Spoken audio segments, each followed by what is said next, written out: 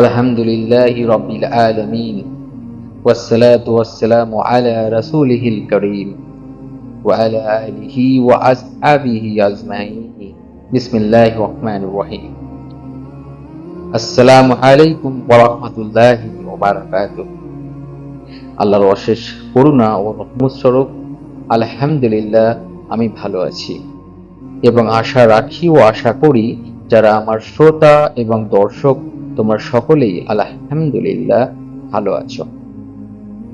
এই বছর অর্থাৎ 2024 সালে আল্লাহ তাআলা আমার হজের নিয়ত কবুল করেছিলেন। সেই জন্যই আমি হজ ব্রত পালনের উদ্দেশ্যে মক্কায় গিয়েছিলাম। আমাদের সফর ছিল 54 দিনের। এই সফরে আমার কি অভিজ্ঞতা হয়েছিল সেই অভিজ্ঞতার কথাই এই ভিডিওতে আমি তোমাদের সঙ্গে শেয়ার করব ইনশাআল্লাহ।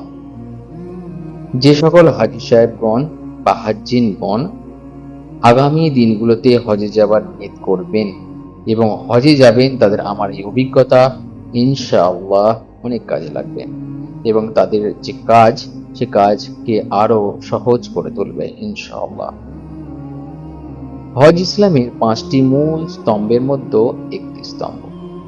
আল্লাহ তাআলা সামর্থ্যবান ব্যক্তিদের উপর হজ ফরজ করেছেন। বর্ণিত আছে প্রত্যেক সামর্থ্যবান মানুষের উপর আল্লাহর জন্য বাইতুল্লাহ হজ করা ফরজ। সূরা আলে ইমরান আয়াত 97। ইসলামে হজের গুরুত্ব অপরিসীম।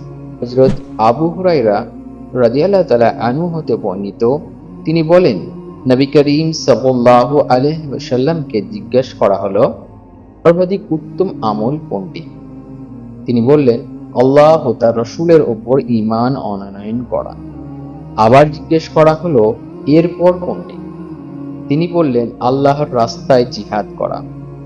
আবার জিজ্ঞাসা করা হলো, তারপর কোনটি? তিনি বললেন, হজে মাবরুর বা মকবুল হজ আদায় করা।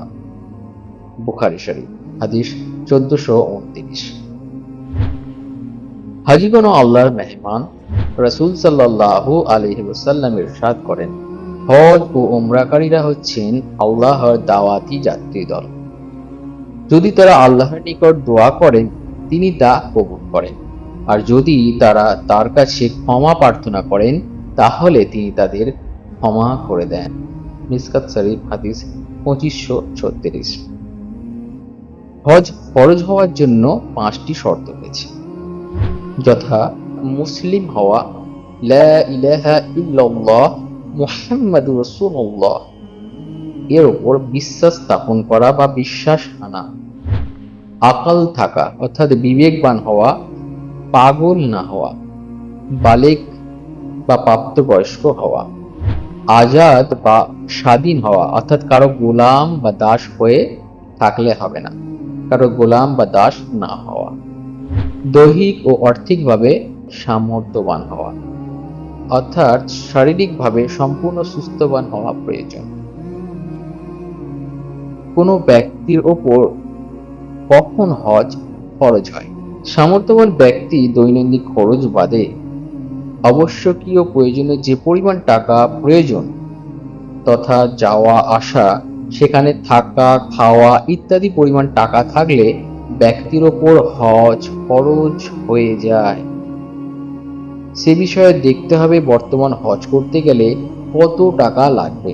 সে টাকা কোনো ব্যক্তির কাছে থাকলে তার ওপর হজ করা আবশ্যক। যেমন 2024 সালে আমরা ভারতীয় হজ কমিটির তত্ত্বাবধানে হজ করতে গিয়েছিলাম। পর 3 বারে মোট 3,55,000 থেকে 3,60,000 টাকার মতো শুধু তারা নিয়েছিল। এরপর হজ করতে যাওয়ার জন্য যে সকল জরুরি সামান লাগবে তা কেনার জন্য এবং ওখানে থাকাকালীন খাওয়া দাওয়া বাবদ বেশ কিছু টাকা, মোট 50 থেকে 60,000 টাকার মতো টাকা লাগতে পারে। এবার যতদিনের সফর হবে ততদিনের সাংসারিক খরচ কত হয় সেই পরিমাণ টাকা যদি আপনার কাছে মজুদ থাকে বা কোনো ব্যক্তির কাছে যদি মজুদ থাকে তাহলে তার ওপর অর্থাৎ ওই ব্যক্তির ওপর হজ ফরজ হয়ে যায়। হজ থেকে এসে নিঃস্ব হয়ে গেলে হবে না, চলার মতো ব্যবস্থাও তার কাছে থাকতে হবে। স্মরণ রাখতে হবে যে কারোর ওপর জাকাত ফরজ না হয়েও তার উপর হজ ফরজ হতে পারে? কেননা হজ ও জাকাতের মধ্যেও পার্থক্য রয়েছে। হজ ও জাকাতের মধ্যে পার্থক্য হলো জাকাতের সম্পর্ক নির্ধারিত নিসাবের সঙ্গে আর হজের সম্পর্ক মক্কায় আসা যাওয়ার খরচের সঙ্গে। সুতরাং স্থাবর সম্পত্তির কিছু অংশ বিক্রি করে কেউ যদি হজ করতে সক্ষম হয় এবং হজ থেকে ফিরে এসে বাকি সম্পত্তি দিয়ে জীবিকা নির্বাহ করতে পারে, তাহলে তার উপর হজ ফরজ। এবার আসা যাক হজের নিয়ত। আল্লাহ তাআলা বলেন, এবং মানুষের মাঝে হজের ঘোষণা দাও। তারা তোমার কাছে আসবে পায়ে হেঁটে ও সর্বপ্রকার ক্ষীণকায় উটের পিঠে। তারা আসবে দূর দূরান্ত পথ অতিক্রম করে। সূরা হজ আয়াত 27। হজের জন্য নিয়তের শুদ্ধতা গুরুত্বপূর্ণ। যে কোনো ধরনের আমল কবুল হওয়ার প্রথম শর্ত খাঁটি অন্তরে নিয়ত করা। হাদিসে এসেছে, নিশ্চয় নিয়তের উপর আমল নির্ভরশীল। বুখারী শরীফ। তাই দুনিয়ার যশখ্যাতির মোহে না পড়ে আল্লাহর সন্তুষ্টির জন্য হজের নিয়ত করা।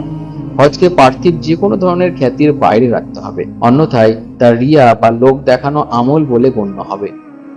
হাদিসে রিয়াকে ছোট শিরক বলা হয়েছে।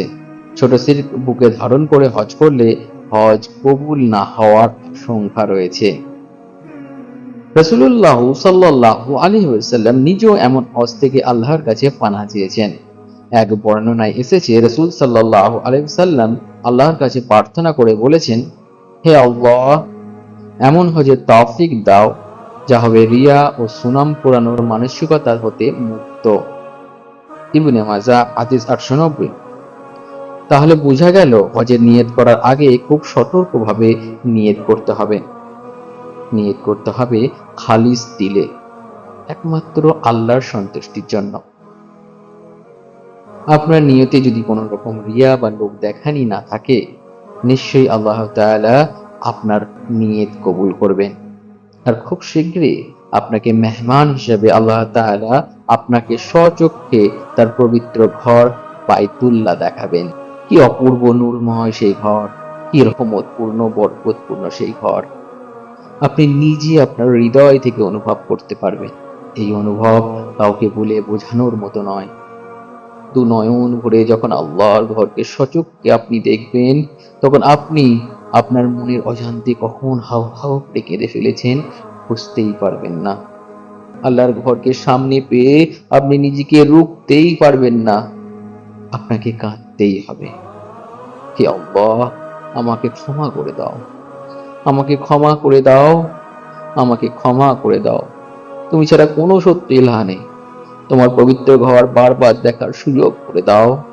তোমার কাবাকে বারবার দেখার সুযোগ করে দাও। আমিন, আমিন, সুম্মা আমিন। আসসালামু আলাইকুম ওয়া রাহমাতুল্লাহি ওয়া বারাকাতুহু। আসসালাতু ওয়াসসালামু আলা রাসূল।